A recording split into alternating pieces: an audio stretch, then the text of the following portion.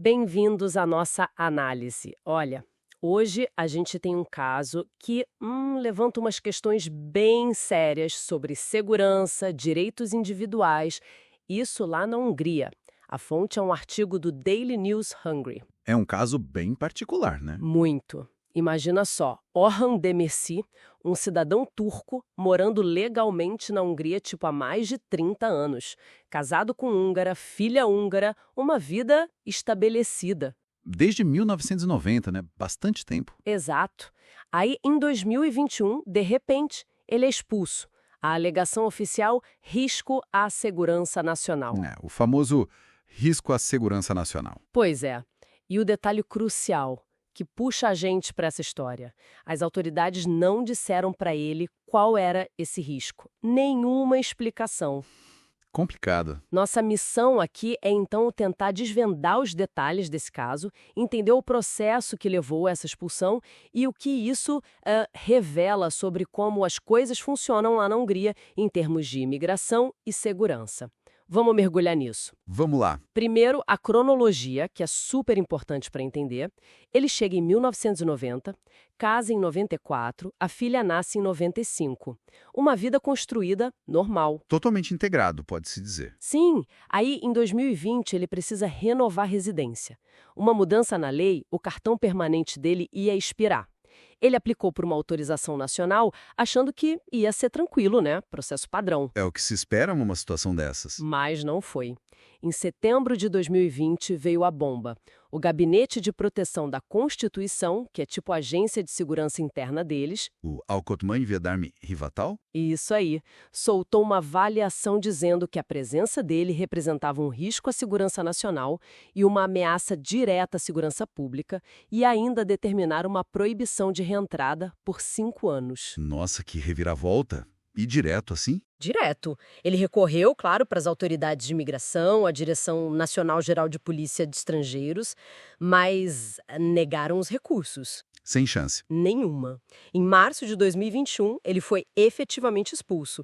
Teve que vender tudo às pressas, sabe? Para poder recomeçar a vida na Turquia. Deixou esposa e filha para trás. Que situação dramática. E é aí que a gente entra no labirinto legal, né? Porque essa avaliação do Gabinete de Proteção da Constituição, Sim. pela lei húngara da época, ela era basicamente incontestável quanto ao mérito. Não dava para levar a tribunal e dizer, essa avaliação está errada. Peraí. Incontestável. Mas se a pessoa nem sabe por que está sendo considerado um risco, como assim incontestável? Exatamente esse o ponto. Como você se defende de algo que você não conhece? É um beco sem saída processual dentro do sistema húngaro. Faz sentido. Quer dizer, não faz sentido nenhum do ponto de vista da defesa, né? Pois é. E para deixar tudo ainda mais, digamos, nebuloso, o próprio chefe da Polícia Nacional Húngara chegou a dizer que o Demirci não representava uma ameaça direta e grave à segurança pública. Ué, então uma avaliação diz que sim, o chefe da polícia diz que não exatamente? É uma contradição aparente, né? Mas o ponto central, a falha processual que acabou sendo decisiva depois, foi essa falta de informação. Nem ele, nem o advogado dele tiveram acesso aos motivos específicos da classificação de risco. E como ele lidou com isso legalmente lá dentro? Bom, ele teve a ajuda do Comitê Húngaro de Helsinki, uma ONG importante de direitos humanos que deu suporte jurídico. Mas dentro da Hungria, as portas se fecharam por causa dessa natureza incontestável da avaliação de segurança. Então o próximo passo foi a Europa. Exato. Levaram um caso para o Tribunal Europeu dos Direitos Humanos, o TED. E qual foi o resultado lá? O TED foi unânime. Decidiu que o Estado húngaro violou os direitos processuais do Demirci.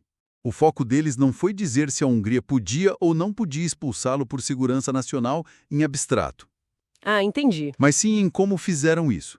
A violação foi não fornecer as garantias processuais mínimas, ou seja, não informar as razões da expulsão, o que impediu qualquer defesa efetiva. Então, o problema central foi a falta de transparência no processo? O segredo em torno do motivo? Precisamente.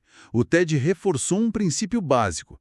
Você precisa saber do que está sendo acusado para poder se defender, mesmo que seja um caso envolvendo segurança nacional. Existem exceções, claro, mas não podem anular completamente o direito de defesa. E teve alguma consequência para a Hungria? Sim, o tribunal determinou uma indenização para o Demirci. Se não me engano, foram 6.500 euros por danos não pecuniários, tipo danos morais, e mais 8.200 euros pelos custos do processo.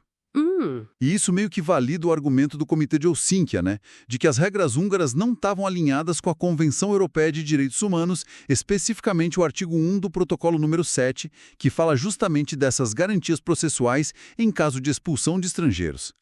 Mesmo em caso de segurança nacional, a pessoa tem que ser informada dos motivos, a não ser em situações muito específicas e justificadas. E tem mais um detalhe que o artigo do Daily News Hungary traz, que talvez complique um pouco a história, ou talvez explique, não sei. Qual seria? A advogada dele, Bárbara Poharnok, menciona que o caso do Demirti não é isolado, que outras famílias estrangeiras têm enfrentado situações parecidas, expulsões meio opacas desde 2020. Isso é preocupante. Indica um padrão, talvez. E o artigo também menciona um fato do passado do Demirti. Ele teve uma condenação em 2014 por lesão corporal grave. A pena foi de 2 anos, mas suspensa por 3 anos. Ou seja, o período de suspensão acabou lá em 2017. Essa informação é importante e levanta uma questão óbvia, né? Embora a fonte deixe claro que é especulação. Sim, eles não afirmam.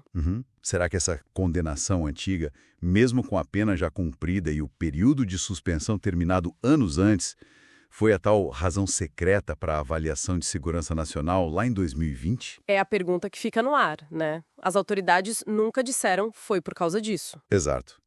E é crucial lembrar, o TDAH não julgou se essa condenação passada justificaria ou não a expulsão anos depois sobre o rótulo de segurança nacional. O tribunal condenou a Hungria pela falta no processo, pela falta de informação, não validou nem invalidou o motivo em si, porque o motivo nunca foi oficialmente revelado. Então fica essa tensão, um crime passado, pena cumprida, versus uma decisão atual baseada em segurança nacional, mas totalmente secreta. Exatamente. Isso resume bem a complexidade. Então, para a gente sintetizar os pontos-chave aqui. Bom, acho que o principal o caso Demirti expõe uma séria falta de transparência em procedimentos de expulsão baseados em segurança nacional na Hungria. Certo. Mostra também um conflito claro entre leis nacionais que permitiam essa avaliação secreta e incontestável e os padrões internacionais de direitos humanos, que exigem o direito à informação e à defesa. E o impacto humano, né? Sem dúvida. Ilustra o impacto devastador que essas decisões podem ter em residentes de longa data, pessoas totalmente integradas e suas famílias. Então, o que a gente tira disso tudo, o enigma central continua, né? A expulsão foi por causa daquela condenação antiga ou tinha alguma outra coisa, algo que a gente nunca vai saber? Ou será que é o sistema mesmo que permite essas decisões drásticas e opacas usando a segurança nacional como escudo? São as perguntas que permanecem em aberto. E fica aqui uma reflexão final para quem nos ouve. Onde que a gente traça a linha entre o direito que todo Estado tem de proteger sua segurança nacional e o direito fundamental de uma pessoa a um processo justo, transparente, especialmente quando essa pessoa tem décadas de vida legal no país, laços familiares profundos? É o equilíbrio delicado. Até que ponto invocar segurança nacional pode justificar manter em absoluto sigilo os motivos de uma ação tão drástica como uma expulsão? É algo para se pensar.